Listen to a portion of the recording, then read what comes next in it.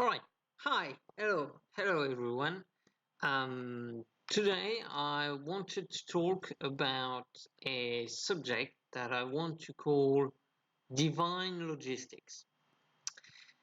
Um, the thing is, I've been watching videos recently on the topic of religion, and as I do, as one does, and the arguments I've seen, they have been the same for a while now. It's always the same arguments I see, and the apologetics, they tend to talk past one another, so that makes the debate pretty sterile. Um, Especially considering that the arguments have been known for centuries by this point. So, like, hang on, Edwina, Blizzard. Like, for instance, the arguments, the cosmological arguments, the ontological argument, sorry, this. I've said it, it's about the religion, but it's more precisely about God. So it's the same arguments of morality, from morality, with morality, whatever. And the apologetics, the people who defend their faith or their atheism for what it's worth,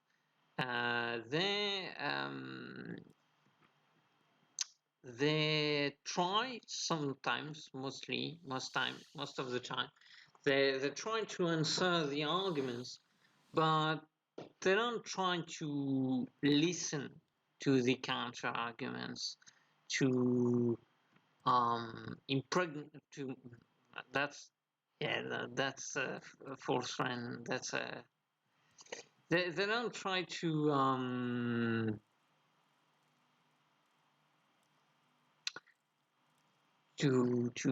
resonate with the arguments, uh, in the sense of the Socratic method for dialect. And so he wants freaking hell. I don't know what to do anymore. I guess I could follow the main quest. I'm going to go to Tarvos. There's a few things to do over there. So anyway, what I found quite frustrating during my watch time, if I can afford to call it that, is that people on the internet, in the videos I've watched, they tend to believe in a God that revealed himself, and they don't address the implications, right? Because if there is a God that created the universe, that's one thing. If there is a God that revealed himself, that's another thing. And if there's a God that created the universe and revealed himself, that's another thing.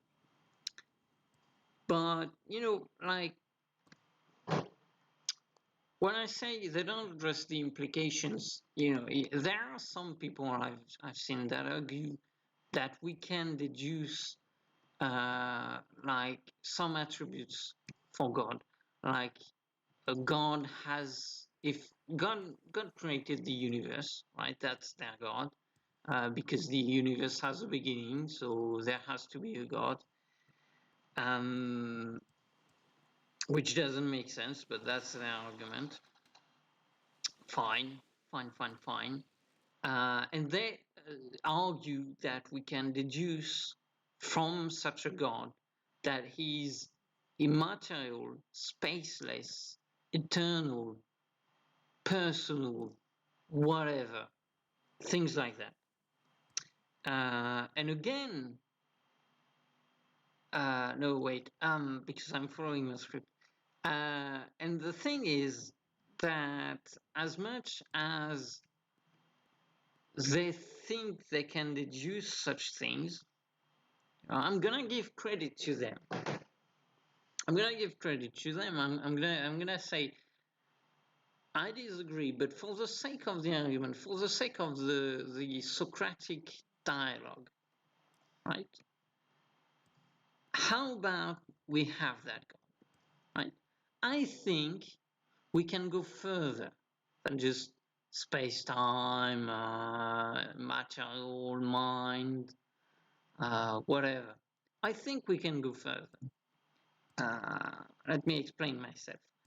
The thing is that if God has attributes, these attributes, they require things. They require reality to be in a particular way. And that's what I call divine logistics, because these requirements, they have a weight, right? Like it requires an investment from reality that for God to be in such a way that people want to believe in God, and for people to want to worship God, God has to be in such a way that he has attributes, and these attributes, they constrain reality, right? So, for instance, well, I guess I'll just begin. So hang on. My script says so.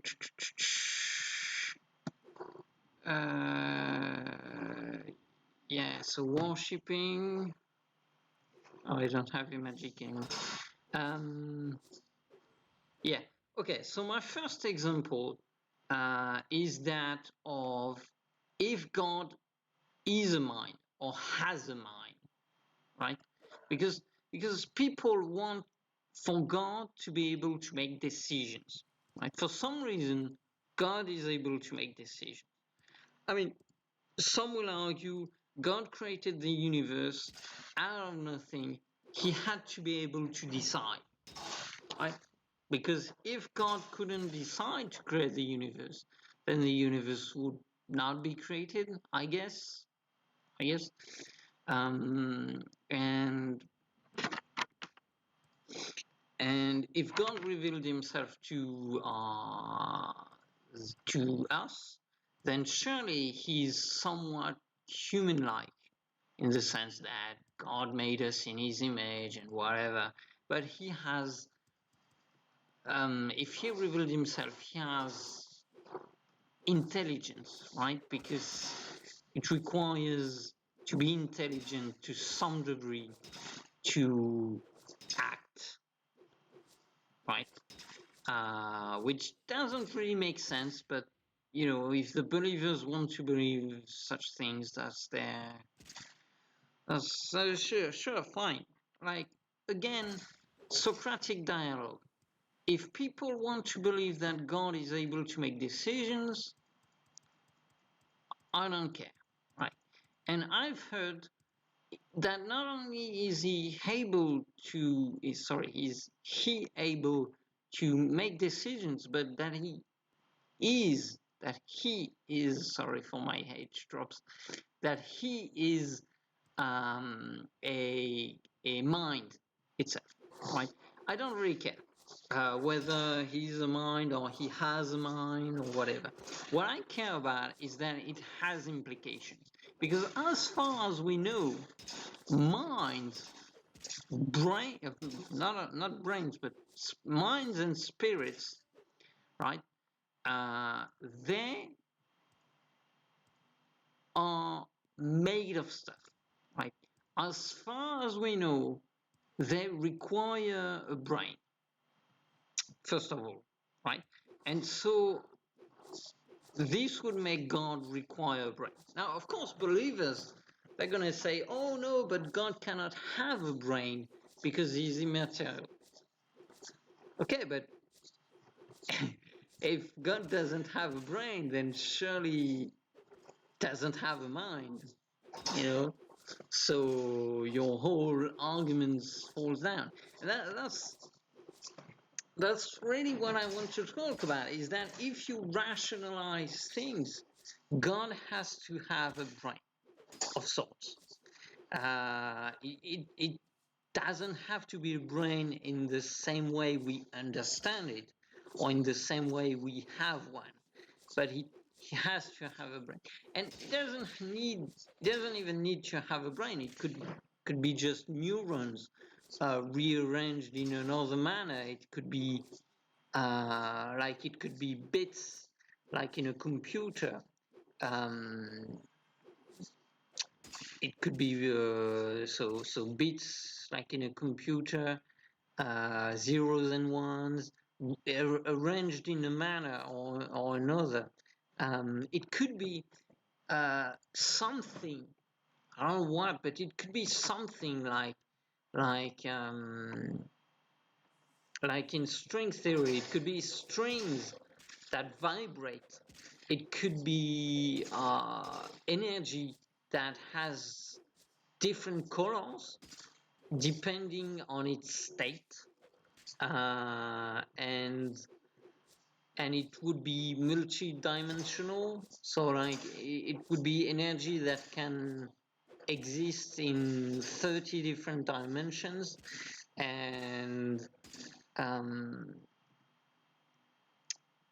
and depending on the dimension it exists in, it has a different color. So we would have like maybe 2 to the power of 30 different states of energy, and that would be God, and something like that, right? Now, I don't really. Now, obviously, we don't know what how God would have a brain. What would be God's brain? We don't know that what it would look like, but I just don't see the God people believe in without a brain of sorts. As I've stated, it has to be components. It has to have some sort of neuronic um, neuronic uh, composition, right? And so that's one thing we can argue. That's one thing I would argue, because again, I'm gonna repeat myself, but if you give up on God having a brain, then how the hell is God supposed to some 22 heavy? If you give up on neurons, how could God have a brain? And if you give up on brain, how could God make decisions? Right? That's, because in the end, um, yeah, damn errors. In the end, I guess these aren't worth as much. And these aren't worth as much, so yeah. In the end, they're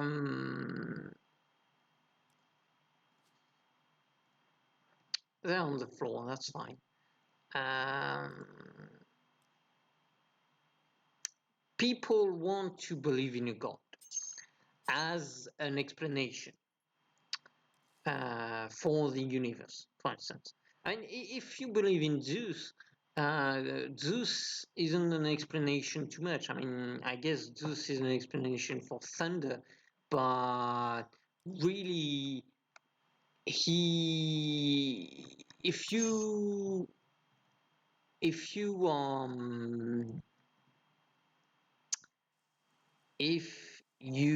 CK me, yeah. If you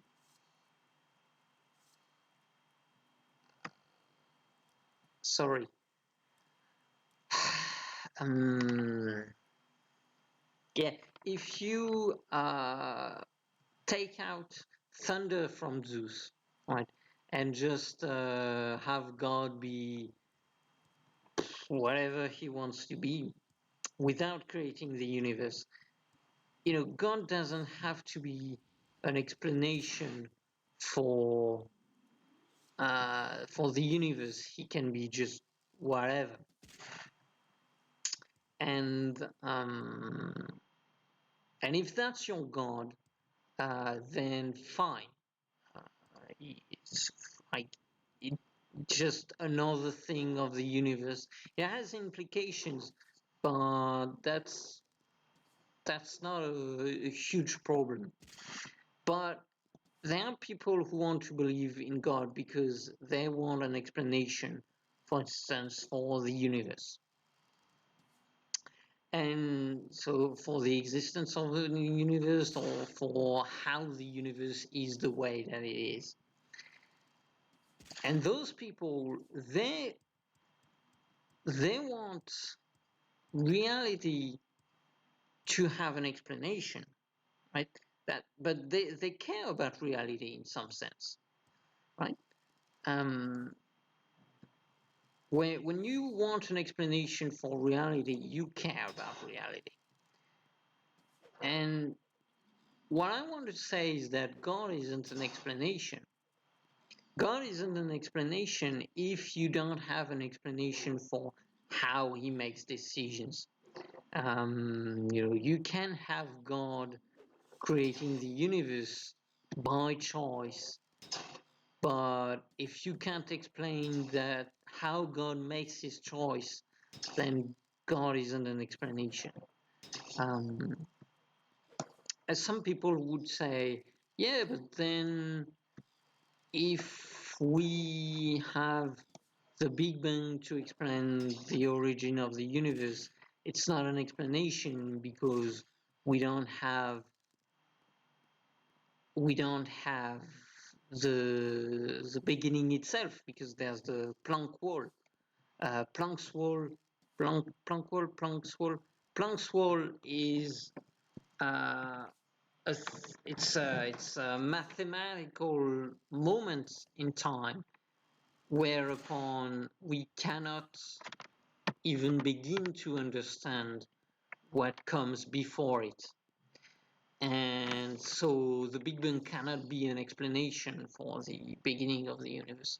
But it's fine because science doesn't need an explanation for everything, and science is in research of an explanation for as much as possible. And we are looking into an explanation of why the universe is the way it is, but we don't have a self-made explanation of it is the way that it is because that's the only way things could be. That's not an explanation. But starting from the initial conditions of that moment in time,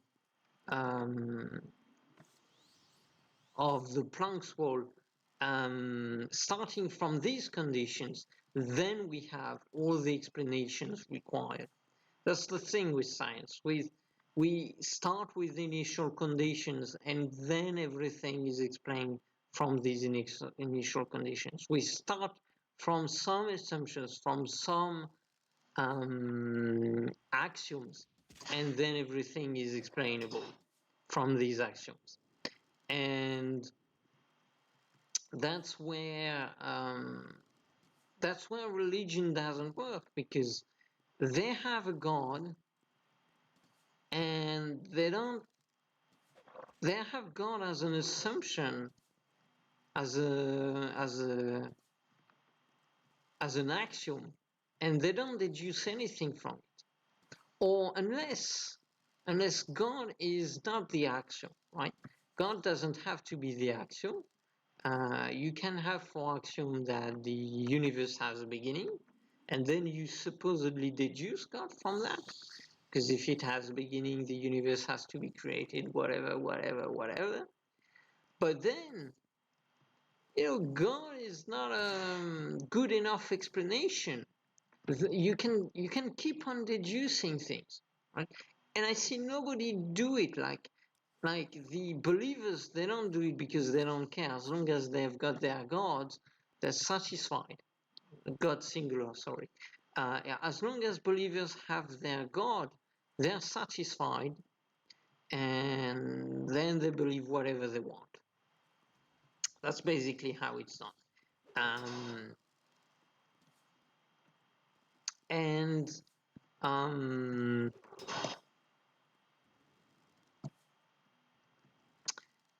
and that's sad. So as believers won't do it, I think it would still be interesting for atheists to inquire the believers on assumptions, on implications, sorry, on the consequences of what the believers believe. Not just, oh, you're believers in God, therefore you believe that God is evil, because he clearly is evil. No, but as I've stated, if you believe in God, you somewhat have to believe that he has a brain, and if he has a brain, then that's my next point. Um, that's, hopefully it makes sense what I'm saying. My next point is, if God has a brain, then surely that means that in order to nourish that brain, there has to be a universe of itself. There has to be, like, I mean, it doesn't have to be that way. It could be other ways, but that's an interesting way to think about it anyway. Like, if God has a brain, as we understand it, as we have brains, then God has to have a body. And if God has a body, then he has to nourish that body. And if he has to nourish that body, then there's food. And if there's food, then there's a whole ass universe outside of our universe. Right? That's basically what I want to get at. There could be other ways of thinking of the thing, like, for instance, if God is bits of information, as in compute, as in with a computer, then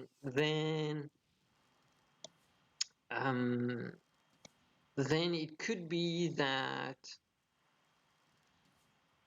I mean, it would be different, but the bits would still require energy, and so there would be a power source and stuff like that.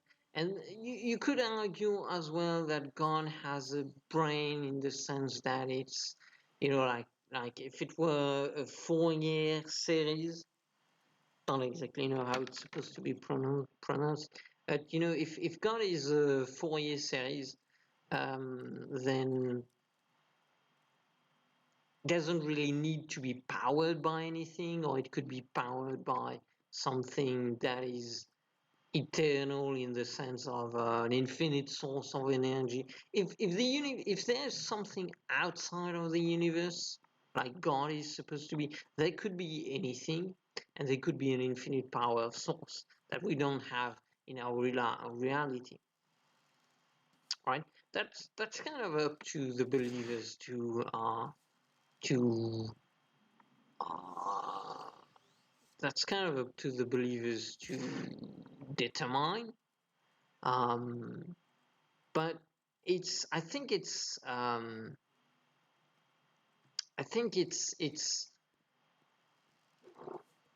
not necessarily a wrong thing for atheists to take to themselves uh, to inquire about the implications of belief, because then we can demonstrate that these implications lead to contradictions. They lead to absurdities. They lead to God not being real in the way in the end. But so if God is made out of components, then surely there is a universe outside of our universe, and all the universe is bigger than what we thought it was, and things like that. Oh boy, someone has a foot fetish over here, or I guess a freaking whatever. Anyway, so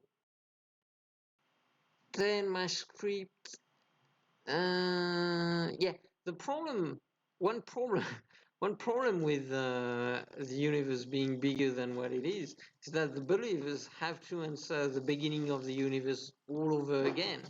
Like, I mean, in a way, that's one thing believers should enjoy, because if the universe were, because I've heard how believers say, oh, Einstein and all, they thought that the universe was static, and the fact that the universe isn't static means it has a beginning, means it has a creator, and so the discovery of the universe being in expansion is a win for the uh, for the believers. Um, and to that, I want to answer that's kind of insane, because that's actually the opposite that should be true. Like, if the universe were static, how could you explain that it is without God? That's, if the universe is static, that's very difficult to explain without God. But if the universe is in motion, then it becomes easier to believe that there was no God to put forth, to launch the expansion of the universe. Um, but to each their own. To each their own um, conundrums, I guess. That's one way to put it. What does it look like? Okay, I'm gonna stay leveled. Not sure I can. Let's jump. Oops. Okay, that's one way to die. Anyway, so okay, so another point to that is interesting to explore on the topic of trying to understand the implications of our beliefs. God, he supposedly performs miracles, right? And so in order for God to perform miracles, there would need be, for the stuff he's made of, whatever that is, if it's bits, if it's strings, if it's energy, supernatural energy, of course, if he's whatever he is, he it has to interact with, oh shit, that's not where I want to go yet. If he's made of supernatural stuff, it has to interact with our reality. That's the only way for God to be able to perform miracles. And so we would have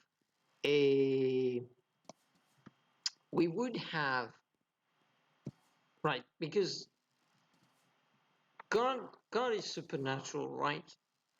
Well, supernatural is really another word for magic, but God is supernatural, and the stuff he's made out of would be supernatural, right? And so oh, there's someone here, and how about I bribe you again and again and again and again? What's your job? You're an archer? What's your deal?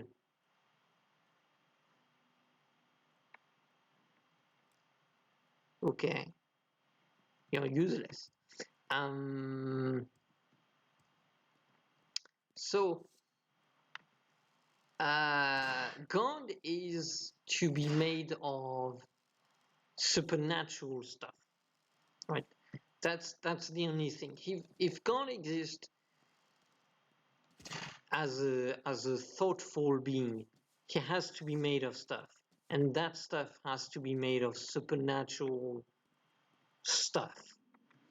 And this implies that the supernatural is in a sort is kind of like matter or space, or the relationship between space and matter, and it's kind of like electromagnetism, wherein we now understand that things exist as trouble ripples within fields, right?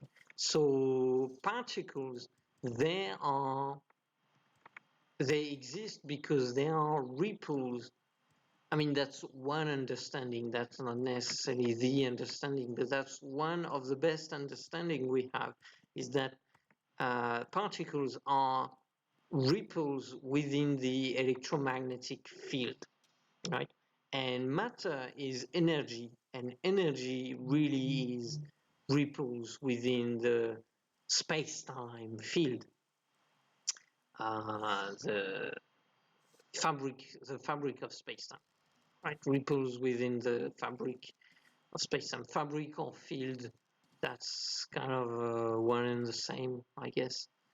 Did I not level up? Yeah, I should have.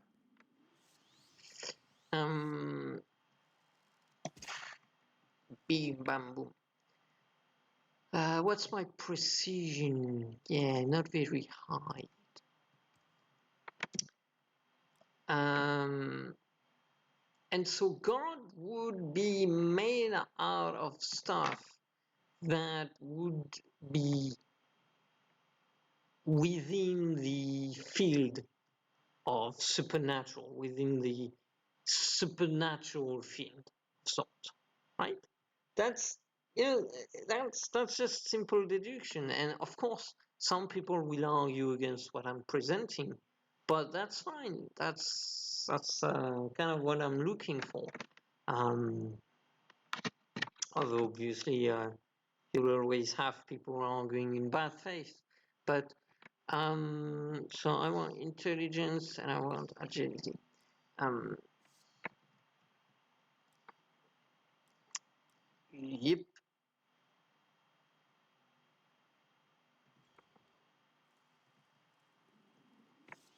So then my script goes on. Now, as such a field would exist, a supernatural field. Hang on. It is weird that miracles are so far and few between each other. This can only lead to believing there is a discriminatory effect for when, where, and what miracles happen, right? Because the field, we can only ever assume that the supernatural field runs across the entire space-time of our reality. And maybe it doesn't, but that would be very weird for a field to just stop, uh, to be limited to a certain area of the world, right? That would be very weird. So it only makes sense that we assume the supernatural field to run across the entire um, the entire universe and beyond if necessary. Um, Now, um, if we have the supernatural field that runs across the entire uh, universe, it's a champion. Oh God, weak ass. Then how come miracles are so specifically located? Like, why do we not have space rifts? Right? Why do we not have abominations in terms of an entire city disappearing? Why do we not have how should I say it? Why do we not have sudden shifts in uh, the density of water, right, across the entire Earth? Everything stays pretty stable, for one, and miracles are very, very, very specific when you think about it. Like when Jesus gives, um, the ability to see again to a blind guy, it's pretty specific. Like if you think about it, if you rationalize it, it has to be that the guy was blind because his retina was fucked up, maybe, right? It had to have a natural cause of sorts. If it weren't a natural cause, then it's even more fucked up because God gave him blindness, and then God said, "Oh, I'm giving you the ability to see again, so thank me for that." It's fucked up. But, so it kind of has to be that the guy was blind for a natural reason. And so, like, his retina is fucked up. And it has to be that when Jesus gives him back the ability to see, that it kind of has to be that Jesus fixed his retina, which is very specific, like at the level of a human being, which we are specks of dust on a planet lost in space in the entire observable universe. And yet, your miracle is performed right on top of the retina of a guy, of an eye. Like, yeah, that's fucking precise AF. But, what do I know, right? What do I know? What do I care? I'm just saying, like, that's kind of what believers should believe in, and that's kind of what um, that's kind of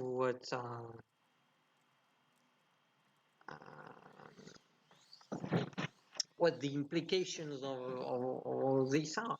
Um, so yeah, so my point was that there has to be a discrimination effect.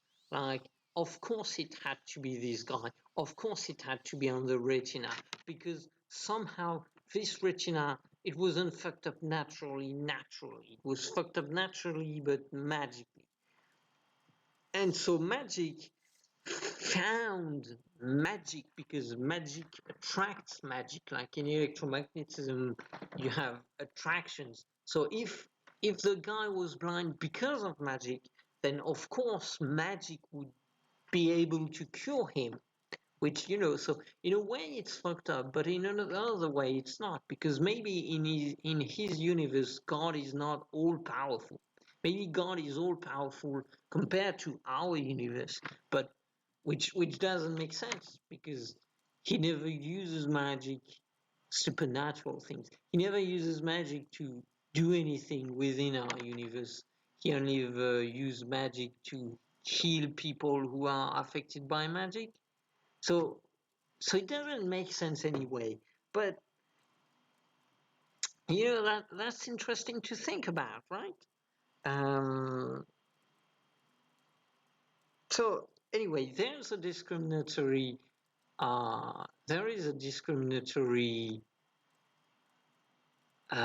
aspect, object that is required in order for the supernatural not to fuck up our lives, for the stability of our lives to be conserved.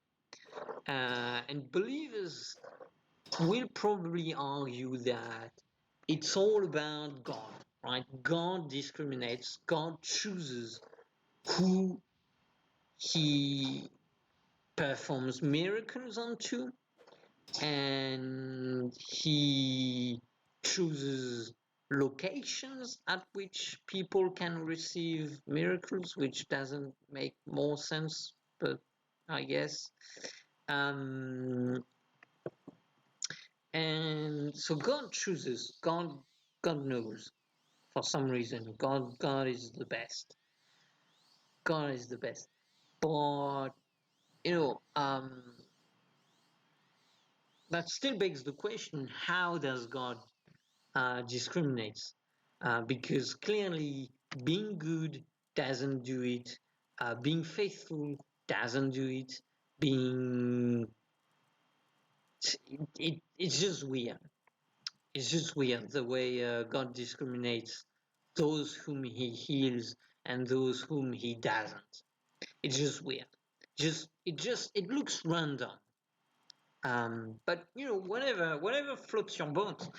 God, we cannot understand God because He is beyond our understanding. Whatever floats your boat. Whatever floats your boat. Um,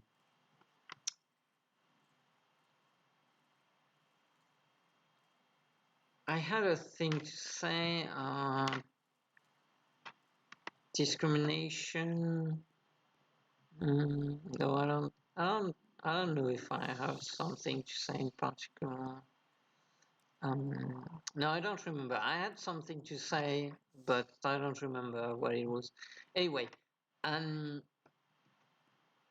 so I'm just gonna follow my script, because that's probably the best thing to do. So God discriminates, right, according to believers. I mean, if I'm allowed to speak in their stead, God discriminates who whom he chooses to heal. Oh yeah, I remember what I wanted to say. What I wanted to say is, remember that God's miracles, they always are about. Oh, hello. They always are about healing people. I mean, people will say, believers will say, that's because God is benevolent, right? He's omnibenevolent or whatever. But how come God doesn't kill evil people, right? Because surely if God could punish evil people, right, he certainly heals good people, I guess. But if God could punish people, then certainly we would be more inclined to believe in his miracles. Well, what do I care? Maybe he does give cancer to people. It's just that nobody ever claims, oh, I've been given cancer by God as a punishment. This is a miracle. Please, the Pope, make me a saint, whatever. It's just a tiny thing, but it's an interesting bit. So anyway, God discriminates. He chooses whomever he wants to heal and whomever he doesn't want to heal. Right? That's a fairly common thing you will come across with believers. Because if God doesn't choose, then really, why care about God then? Right? It's specifically because God is whom He's supposed to be, that believing in Him, that believing in Him is what is important. But the thing is, if God discriminates, right? God chooses. It's based on His brain, but it's also based on how his brain become what it is. I'm calling it a brain because that's the closest thing we are to go with. Like, it doesn't matter if God doesn't actually have a brain. Doesn't matter that God could be a computer or that we could all live in a simulation. If God chooses anything, then it's based on his brain of sorts. And the brain of God is in its state because of its previous state and because of its environment. I shouldn't have taken that, that's heavy. And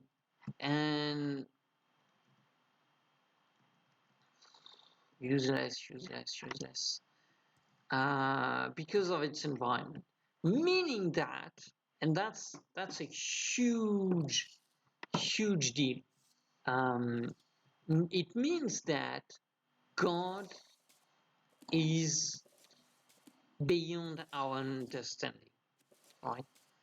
And again, that's not a huge deal for believers, usually. Usually it's not a huge deal for believers because believers tend to say, oh, but God is beyond our understanding. Uh, he walks in mysterious ways, and that's about it. We only ever have to accept what he imposed on us because that's our fate, whatever. But then, how does that not make God not worth worshipping, right? Because if anything God does is devoid of meaning to us, then why should we care? And it is devoid of meaning to us because everything that God does um, makes sense because of its context, because of his own universe. If God only ever acts in accordance to its own universe, according to its or their universe, whatever gender uses God. I mean, I'm the opinion that we should make God a woman because why not? But if Yeah, God has his own universe, his own context, and he does things in his context, and that's a different context from our universe. Our universe could be just a toy to him, or it could be nothing to him. We could just be insects to him, and therefore none of the things that God does should make sense to us. And therefore, why should we care about God? You see, that's maybe it's because I spend my time on English speaking videos about the topic of God and religion, but it tends to be about whether God exists or not and what's the right religion. My question is, why should we even give a shit about God? Like, what's, I mean, if I don't believe in God, it's because I don't have a reason to believe in God. But even if I believed in God, why would I care? Right? That's kind of my argument here. And I think that's an argument that's not made a lot as of today, nowadays. But maybe it's just because of the English-speaking sphere. Anyway, as the last example of divine logistics, as a example of rationalizing God and making sense of Him and trying to understand reality from the perspective of believing God, right? Um, I want to invoke paradise, and specifically paradise, not just heaven, because heaven can be described as God's home, right? Like where God resides, like the Olympus, the Mount Olympus, or whatever. So paradise is supposed to be the place where we go when we die, right? Well, if we've done good things or if we've believed in the right God or whatever. But provided the conditions are fulfilled, we are supposed to go to paradise. The thing is, what of us goes to paradise? That's my question. Like, what of us goes to paradise? Because when I die, I know my body is gonna stay on this goddamn earth, right? Like, I've seen dead people. A bit of advice for the people who listen to this video: try not to look at dead people too much, but if it's people you're close to, if it's family or anything, you kind of have to look at them when they die, because um, you know I guess it's important for the brain in order not to become insane. Or maybe that's what made me insane, looking at dead people too much. I don't know. Where are you fleeing? God damn it. Oh, Daedros. Hang on, hang on, hang on, hang on, hang on. So paradise, my body is gonna stay on this goddamn earth. And oof, I'm dying.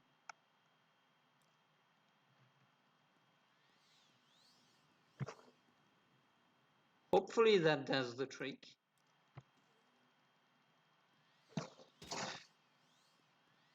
Yeah, it doesn't.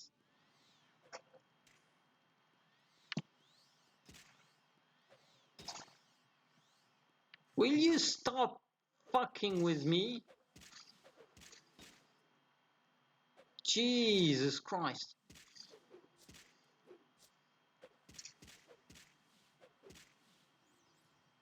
Jesus. Alright. Oh no, I know this place. I don't like it. Yeah, I don't like it. I'm gonna flee a bit. I don't know where the dude fucking yeeted himself off. But whatever. So anyway, paradise. My body is gonna rot on this earth. I know that. I know that. And so if anything of me were to go to paradise, what the fuck would it be? Like, it wouldn't be my body. It wouldn't be my brain. It wouldn't be my mind, because my mind is my brain. So what would it be? My soul? But souls don't exist. Souls aren't a thing, first of all. And even if my soul, if I had one, which I don't, but even if my soul went to paradise, I wouldn't be able to do anything in paradise because I wouldn't be able to make any decisions. So it wouldn't be me, it would be the essence of me, but not me. It would be, and if it's not me, if I'm not going to paradise, why the fuck would I give a shit whether or not it exists? Right? Um, which eventually leads to the idea that doesn't exist, because if it doesn't matter, if it doesn't do anything for me, then it's the same as not existing. Really is the same. But there could be a way. This conundrum can be solved. It could be solved. It can be solved if we assume that God. That's just an assumption. You can have other assumptions, but that's my assumption.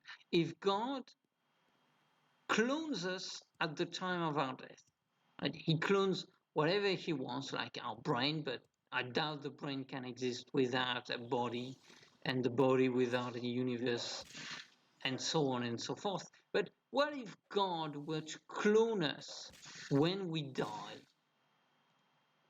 At the time of our death, God clones us. And if it's not God, it's something else. Then that could be it. But my idea at the time I had these ideas back in the days, my idea was that cloning someone takes time. And by the time it takes for me to be cloned, it's not going to be me that's cloned. It's going to be something else, right? If it's at the time of death, then, if I'm cloned at the time of my death, I'm going to paradise. I'm going to die instantly. Unless there is something else that prevents me from dying. But, that's weird. Like believers have to answer that question. Like, what is it that prevents people from dying when they go to paradise? The believers have a lot of questions to answer, not just why God exists or what made God or whatever. They have a lot of questions to answer, believers. A lot of them. Really a lot, an infinite amount. And in fact, that's one reason why God doesn't exist, is because if you want God to exist, then you have an infinite amount of questions to answer, because God doesn't exist. Because if God existed, then you'd only have a few questions to answer, like where is he, what does he do, and what's he made of, right? 3 questions and you're good to go, because you've managed to contextualize God. Like the wind, you have a few questions to ask, and you're done with the wind. Right? What's the wind? A movement of particles. Uh, what does it do? It moves things, and it feels nice, and that's it. Um, what's the wind? The wind is the wind. Very simple, right? But God, my God, it's complicated. So anyway,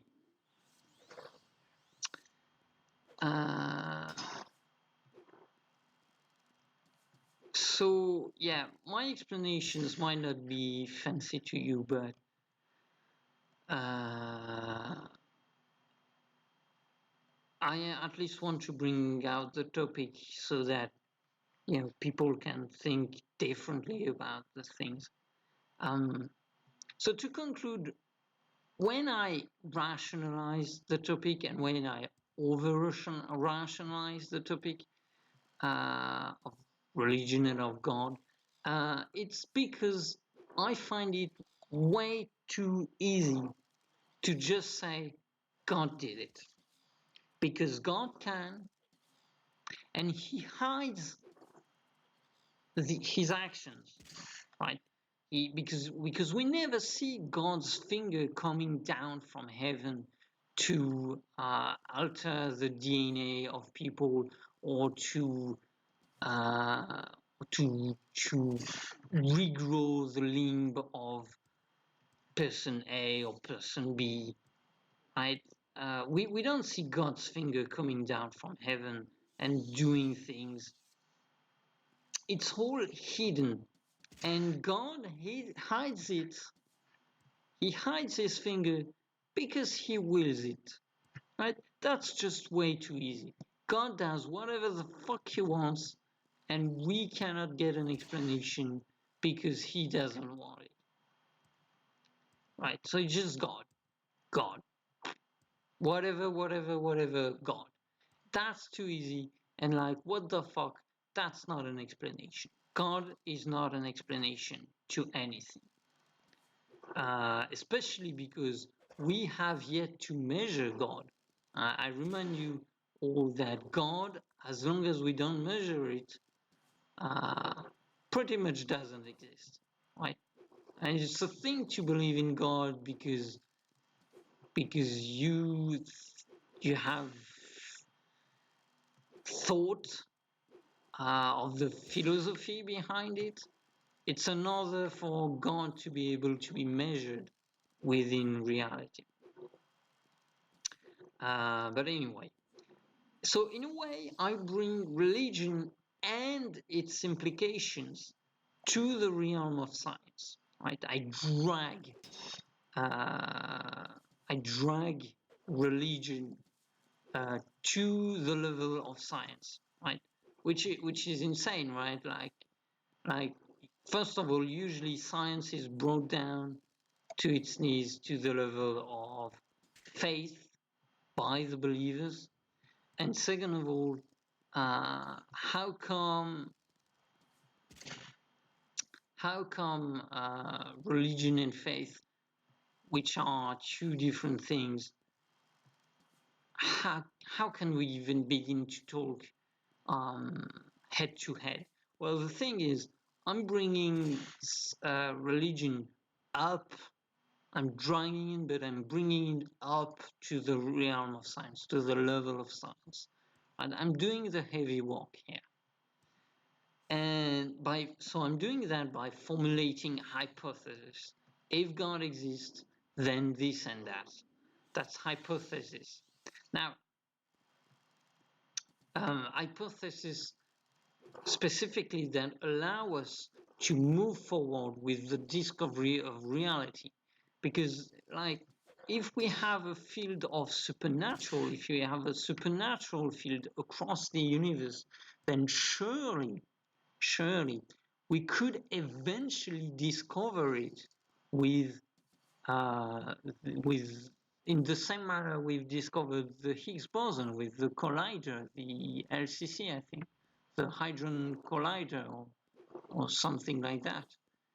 But eventually we could discover it, right? So the believers should be at least intrigued. Is that a word in English? Interested. The believers should at least be interested in my arguments, because being able to discover God should be, well, God sent to them.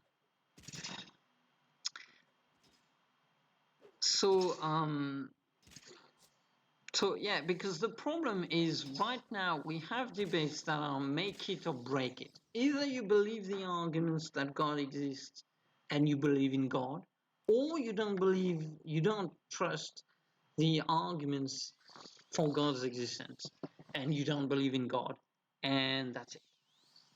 That's about it. And you may find all the variations of the arguments you already know about, but that's it. That's just the arguments that we already know again and again and again and again. But the fact that we can have a sort of head-to-head level discussion if we do this legwork of bringing religion to the same standard of scrutiny as any other scientific subject, then that makes us able to move forward. Now, of course, scientists, they would probably not care much about what I'm putting forth, right? Like the hypothesis, what I would call hypothesis, they're inviolable. They're how's it called in English? Unfalsifiable, they cannot be proven wrong. They can't be proven right because they cannot even be proven wrong because they don't really, they kind of do, but they don't really pertain to anything, right? Like they don't, oh shit, it's still alive. They don't,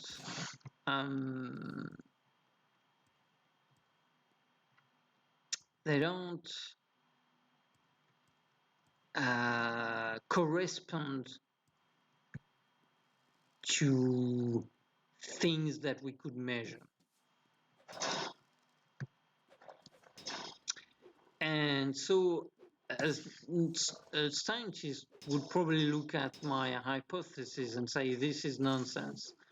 Why should we care about this? Let's just not even bother. But on the other hand, theologians, apologetics, believers, they should care about what I'm saying. They should really, and they should question themselves. They should question what they really believe. Because mine is better. They should really question what they believe, and in the because it's just too easy as well. It's too easy to say God exists, therefore religion is true, therefore my religion is true. That's too easy. Like even if God exists, all religions could be false. So that's about it. And in the end, this video is somewhat a response to the idea that I've seen that it takes more faith to be an atheist than to be a believer. Right? I've heard that from some of the videos I've watched on the internet. Some people have dared claim it takes more faith to be an atheist than to be a believer. And the reason being, for instance, for the beginning of the universe, for the creation of the universe, that God is an explanation, whereas the atheist, when they say that the universe is eternal, it's a bad explanation. And as much as atheism may not have an explanation for everything, the believers don't exactly have an explanation either, especially when it comes to God, because again, God has implications, and like you have to make accessories assumptions. If God exists, then you have to assume. Oh God, I don't see anything. Can I? You have to assume.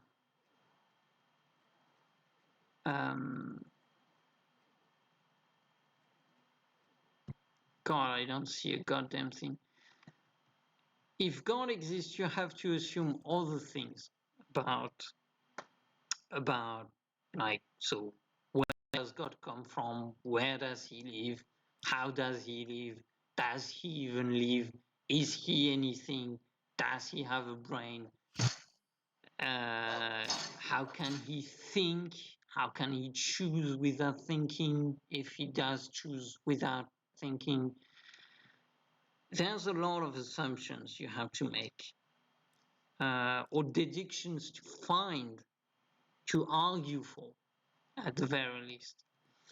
And Occam's razor, because that weights each and every assumptions you make before God. It has a weight, it has a price tag, as I've heard the explanation. It has a price tag. And so Occam's razor would rather lead us to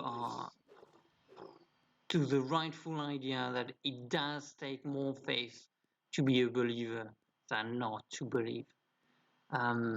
It solves the whole ordeal in favor of atheism. That's about it. So, yeah, well, that's what I wanted to get out of my chest, or rather out of my brain. I wish you all a good night. Thank you for watching, or whatever. I mean, not whatever, like, thank you for watching. It's just that I can't really thank you for watching, because if you thank for watching, it's like saying that watching was a chore and you only watched this because you wanted, because it was a chore, a duty to accomplish, and you really would have preferred doing something else, which is not really